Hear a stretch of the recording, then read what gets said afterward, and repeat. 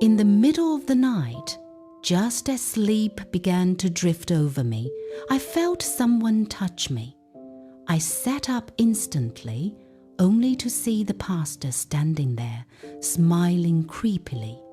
"I have come for the second phase of your deliverance," he said, his tone unsettling. "Please, let's be fast about it." I froze. What do you mean?" I stammered. He chuckled. "It's time to cleanse your womb with my rod. Don't resist, it's part of the process." That was when I understood. I jumped to my feet and told him I needed to use the toilet. Thankfully, the toilet was outside, detached from the building. As soon as I stepped out, I clutched my phone tightly. Without looking back, I ran through the dark bush, barefoot and terrified. Branches tore at my clothes as I muttered prayers under my breath, begging God to save me. My name is Jane, and this is the story of my infertility journey.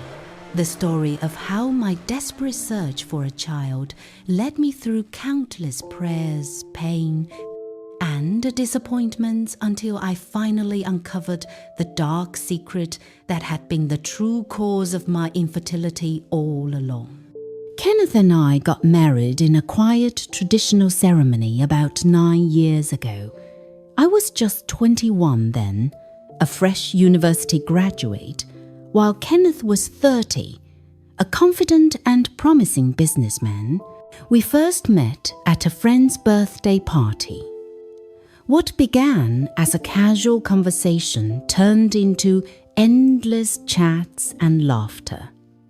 Before long, we became inseparable friends, and soon after, lovers.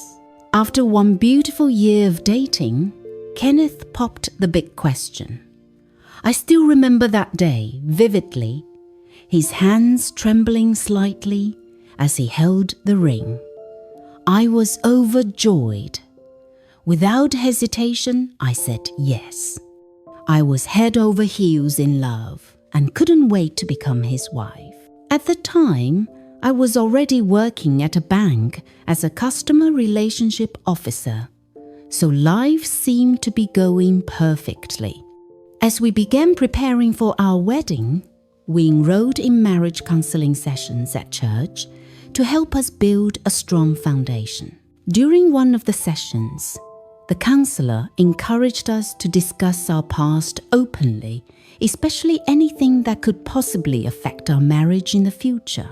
I took a deep breath and decided to open up to Kenneth about a secret I had buried deep for years.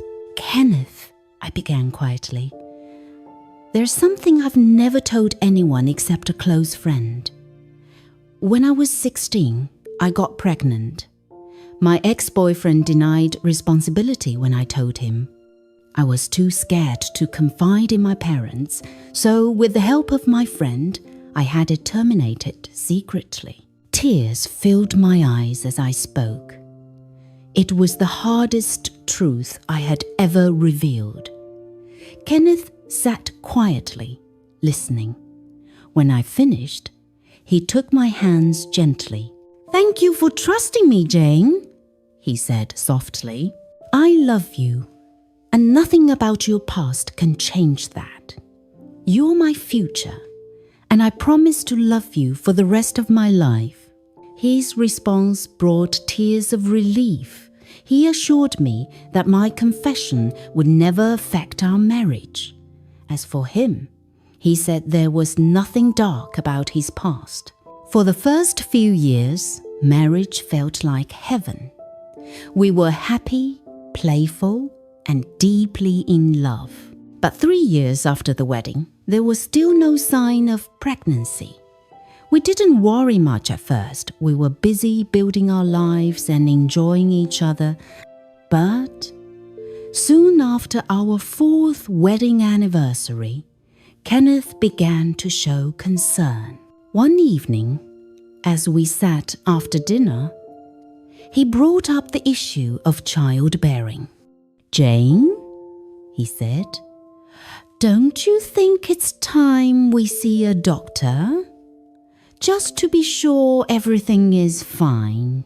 I agreed immediately. We booked an appointment with a gynecologist for the following week. However, 3 days before the appointment, Kenneth had to travel unexpectedly for business. I decided to go alone. At the hospital, the doctors ran several tests. When the results came out, the gynecologist smiled reassuringly. "You're perfectly fine, Mrs. Kenneth. Your hormones are balanced, and there's nothing wrong with your uterus. You should be able to conceive." He advised that my husband also come in for a checkup. I thanked him and returned home with renewed hope.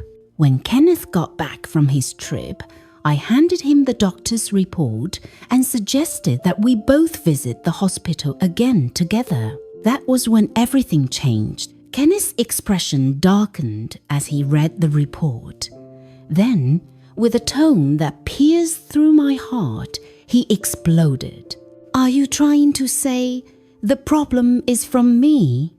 Come on, Jane. You know I'm a complete man. You were the one who had an abortion in the past.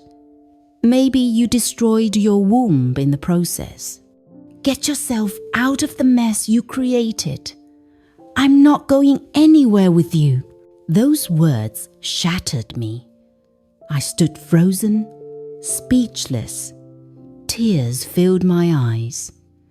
That night, I cried until my pillow was soaked. Still, I went back to the hospital a few weeks later.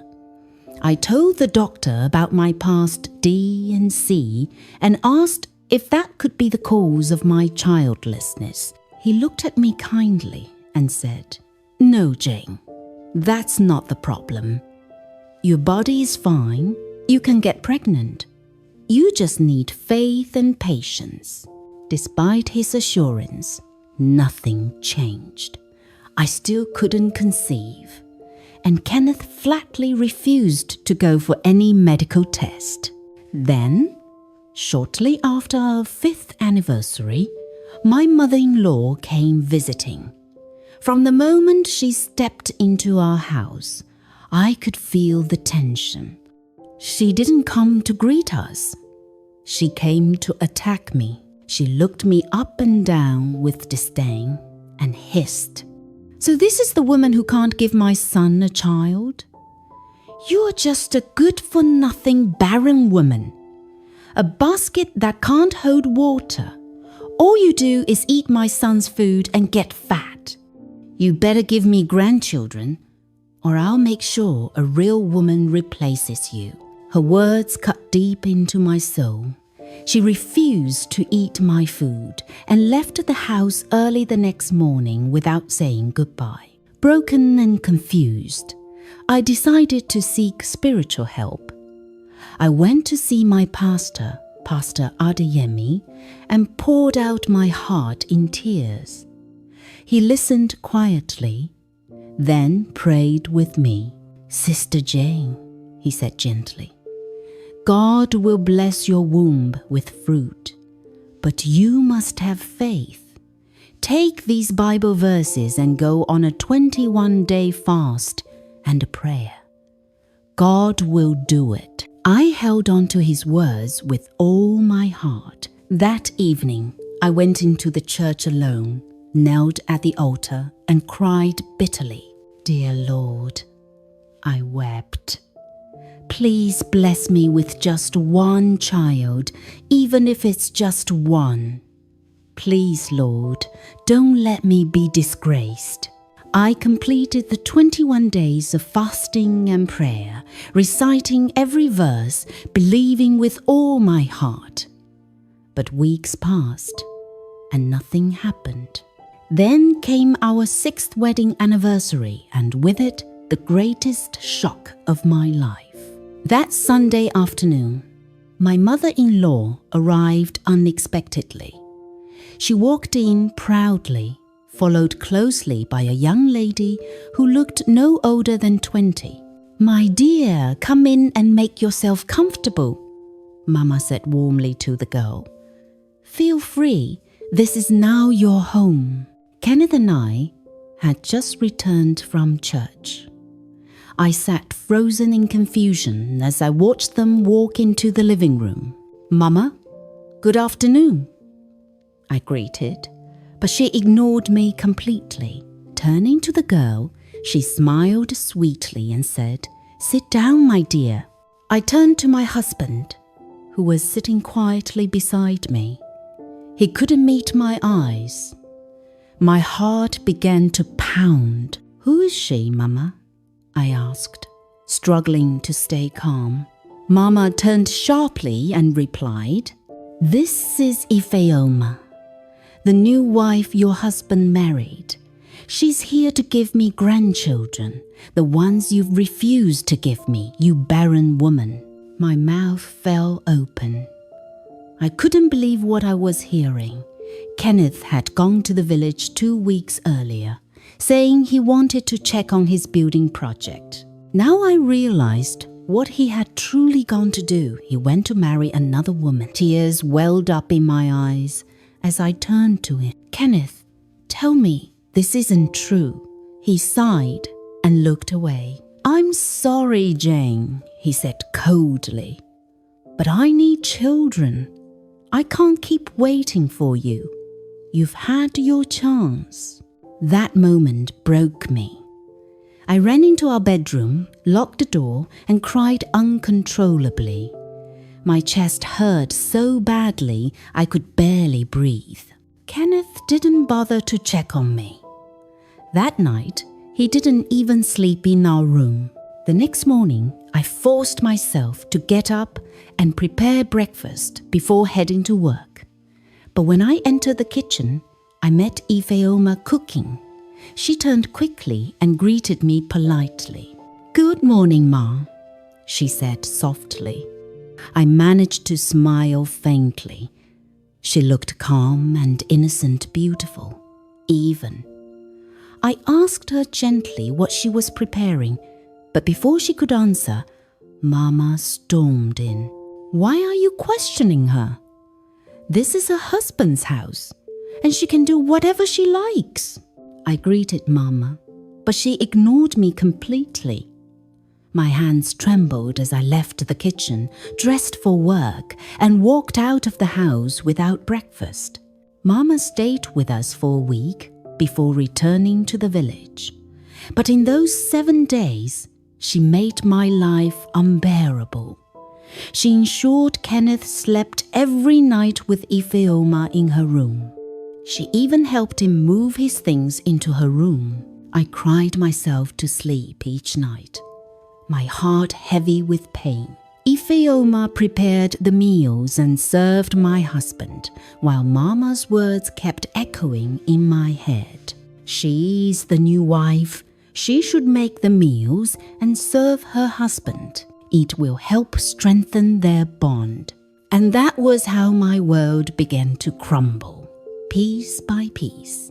Kenneth introduced Ifeoma to Okon, our gateman, as the new madam of the house. "Okon," he said proudly, "this is your new madam. Accord her the same respect you give my wife." That was the moment it hit me that Kenneth had truly replaced me.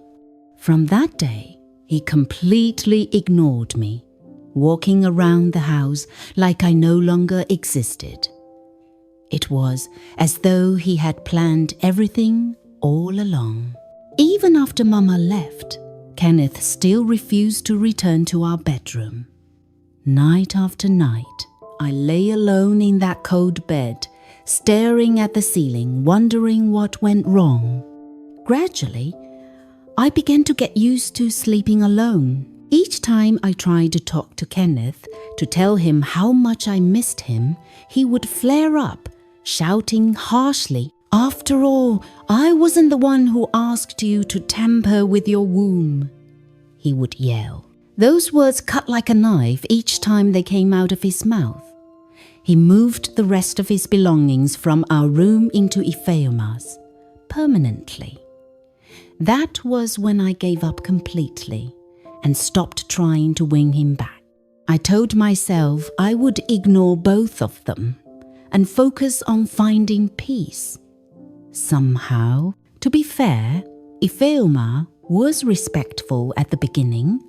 She greeted me politely, spoke softly, and did most of the house chores without complaining. She even asked me once if I needed help with my laundry. Her humility gave me a bit of comfort, even though I still felt betrayed and humiliated. But everything changed about 6 weeks after she joined our home. That evening, Kenneth came home with a strange glow on his face. As soon as I saw him, I knew something had happened. He walked straight up to me, grinning in a way that made my stomach tighten. "Ifeoma is carrying my child," he announced proudly. "You can choose to be happy for us, or do whatever you like." I stood there, speechless.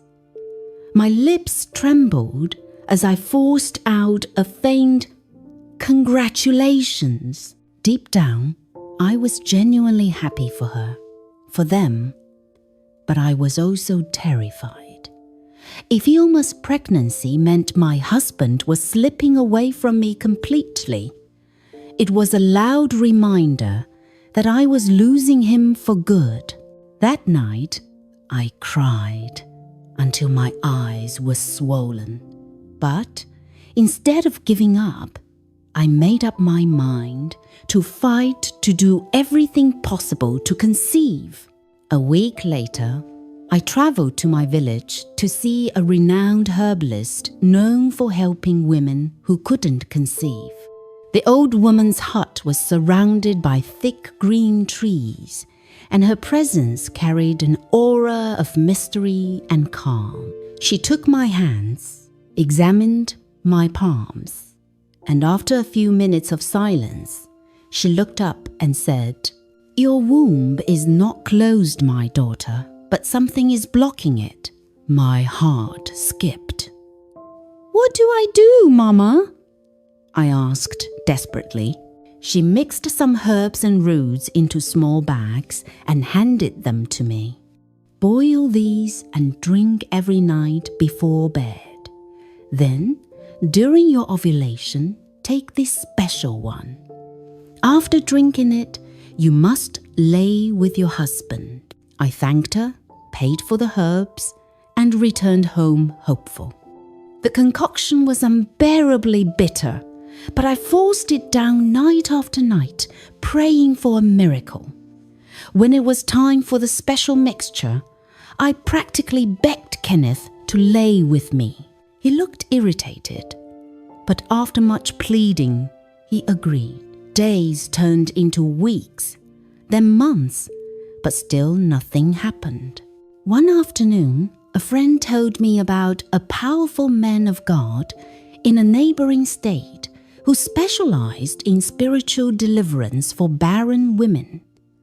I told Kenneth about it and begged him to accompany me. He refused bluntly. "Keep running around, if you like," he said coldly.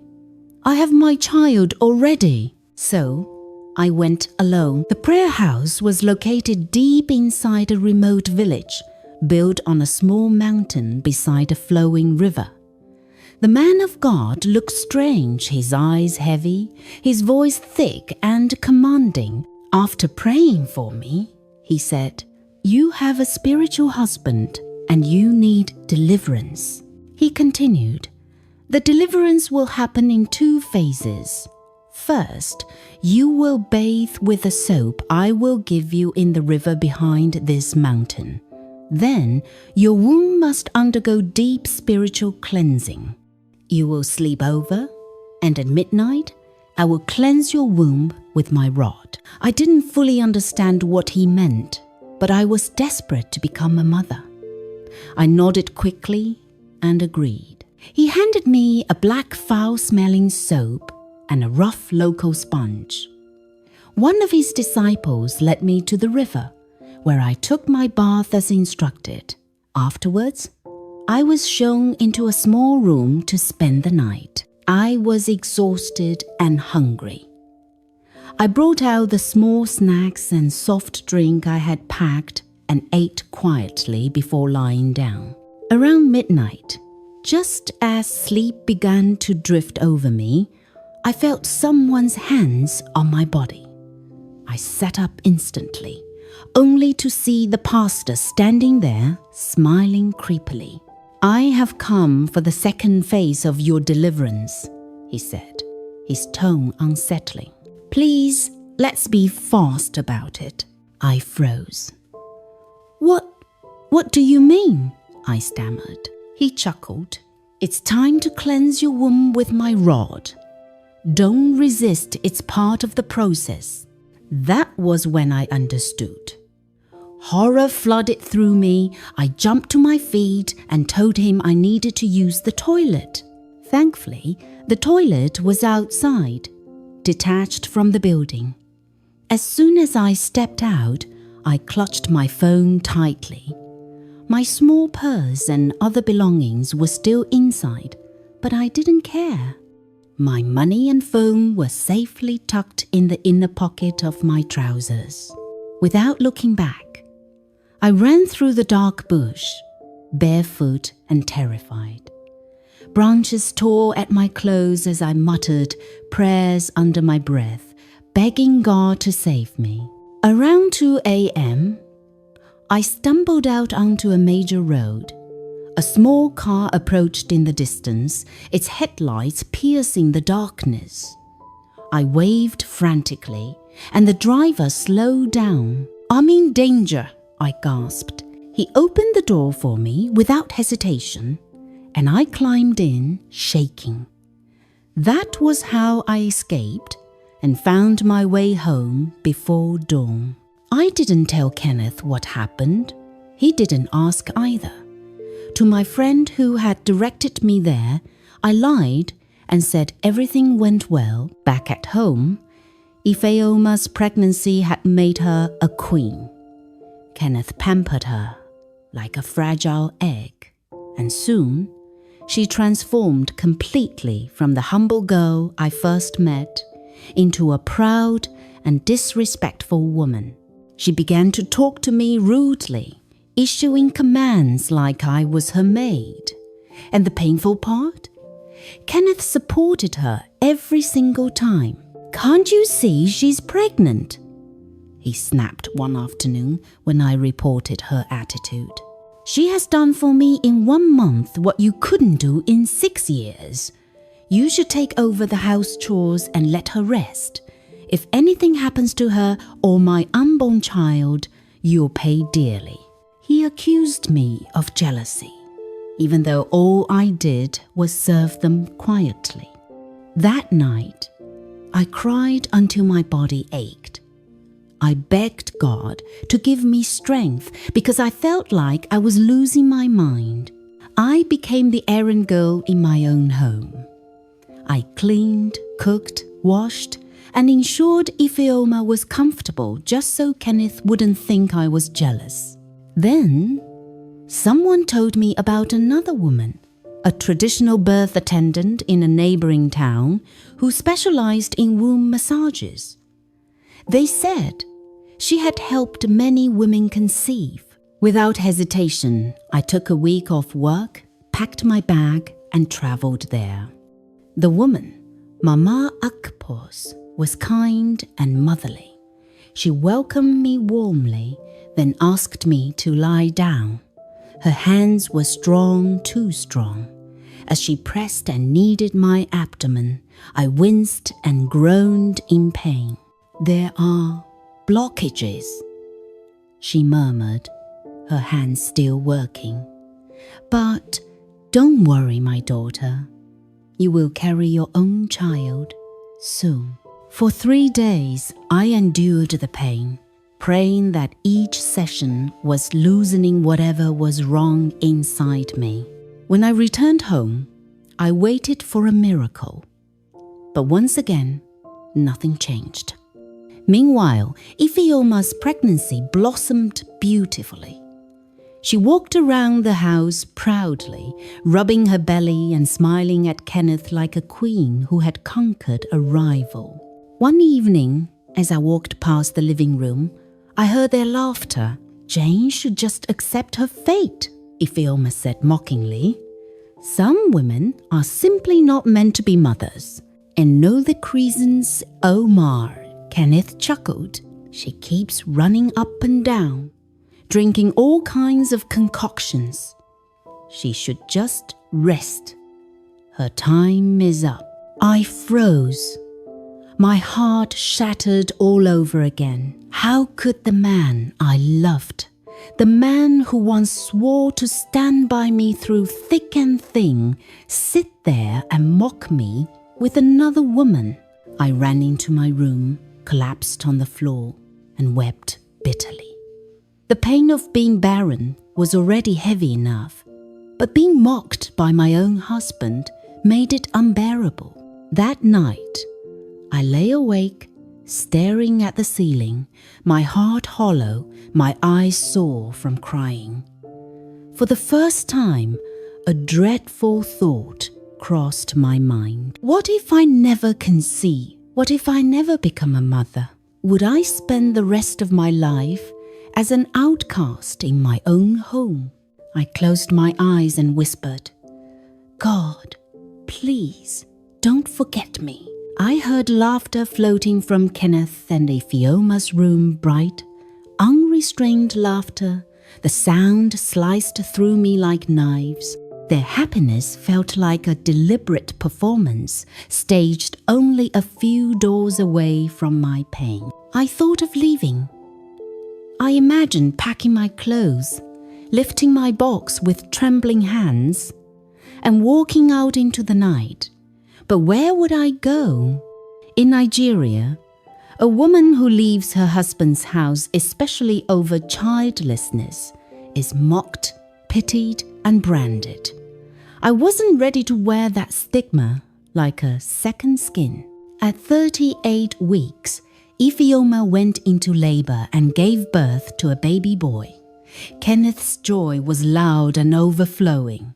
I smiled too truly happy for him. On the 8th day, the baby was christened Favor. My mother-in-law came for Omugwo and stayed 3 long months before returning to the village. Those were the worst 3 months of my life. Mama scrutinized everything I did and found fault in all of it. If I cooked, she complained it was too salty. If I cleaned, she said it wasn't clean enough.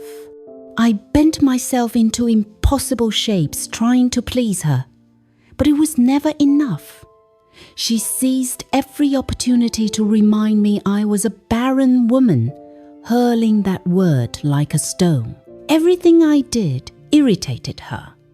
Still, I bore it in silence.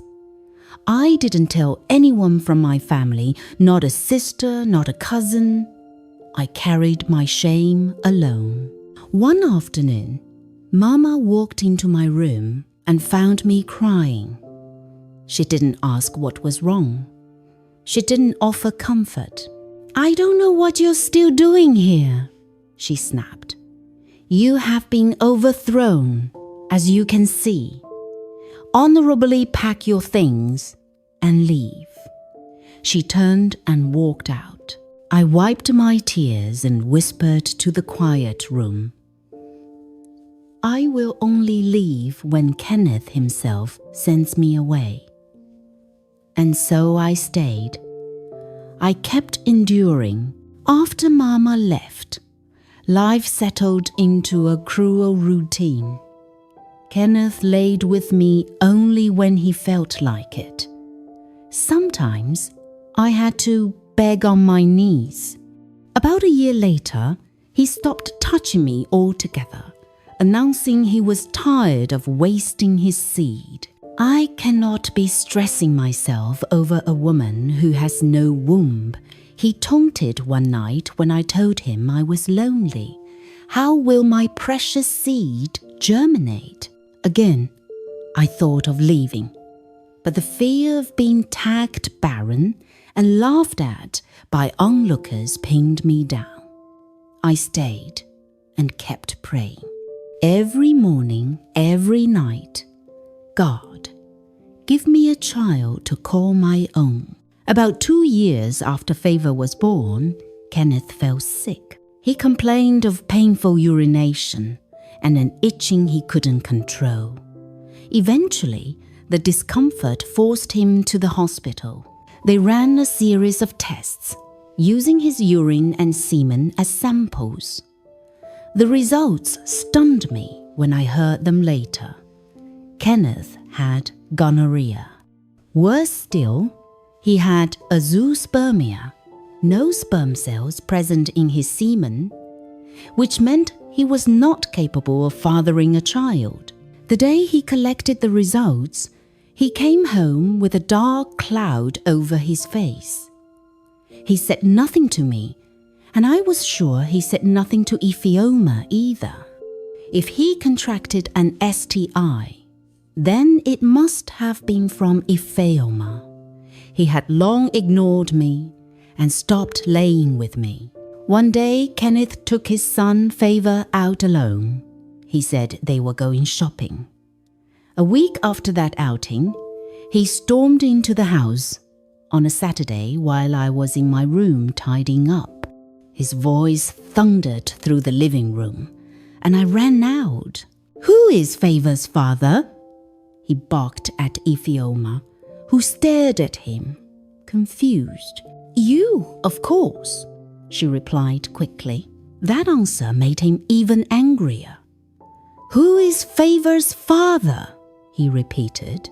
"You are Favor's father," Ifeoma insisted. Kenneth plunged his hand into his pocket and pulled out a folded paper, a DNA test result, and waved it in the air. "This says I am not the boy's father." Ifeoma's knees buckled. She fell to the floor, sobbing, and began to confess. She said she'd been in a relationship with a man named Chudi in the village before Kenneth's mother noticed her and approached her father with a marriage proposal. "When my father told me about the proposal," she said, "I agreed without hesitation. I loved Chudi, but I had always wanted to move to the city. I saw the proposal as my chance." She admitted Chudi was her first man. He had deflowered her. All the while they were intimate, they used protection. But 2 days before Kenneth came to pay her bride price, she visited Chudi again, and they made out without protection. "So if Favor is not yours, then he belongs to Chudi," she ended, eyes glued to the floor. I stood there in shock, too stunned to speak. The room spun with the weight of everything unraveling. Kenneth sank into a chair, sweat breaking over his skin.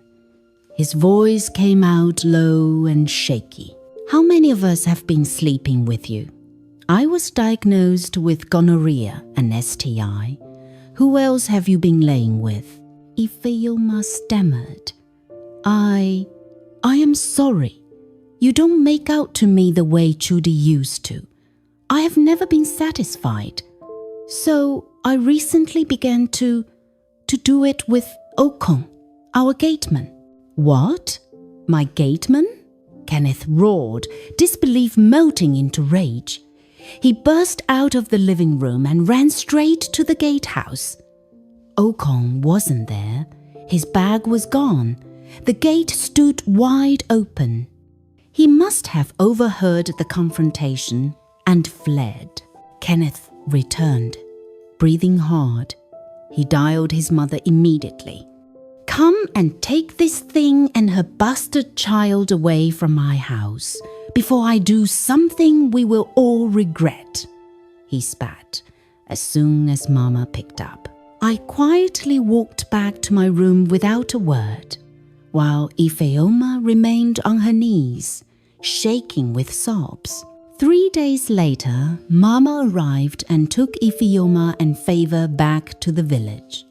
She was speechless with disappointment.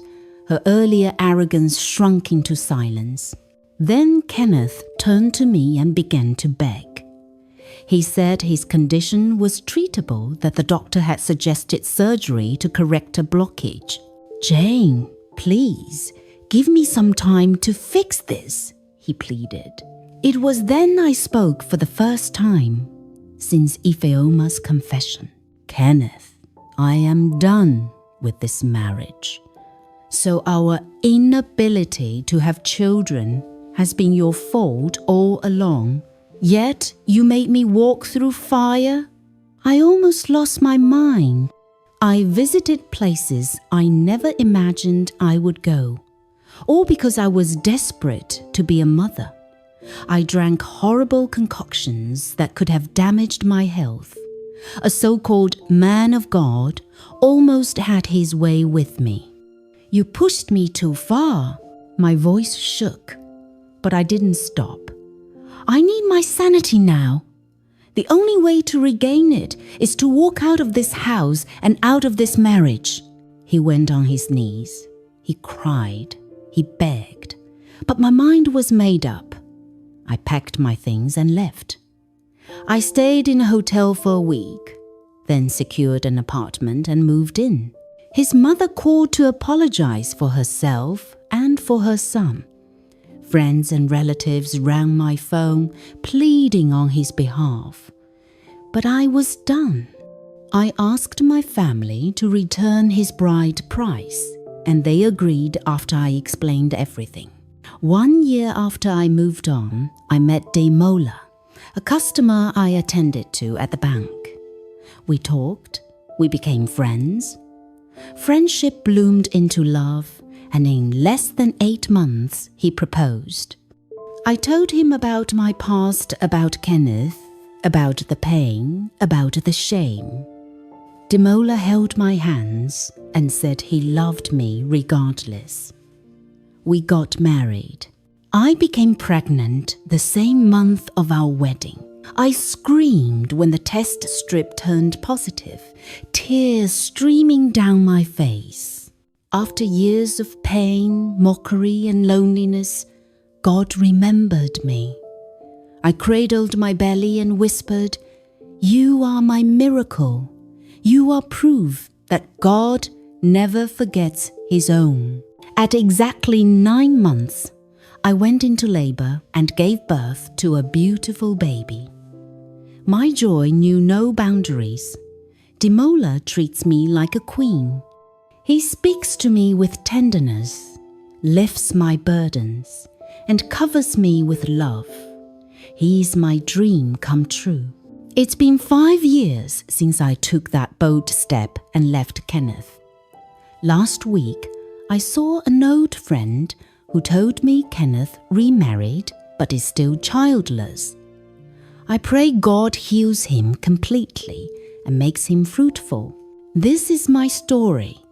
I hope you learned something from it. Thank you so much for watching. Please kindly subscribe to this channel, like this video, and share my story so others can also learn from it.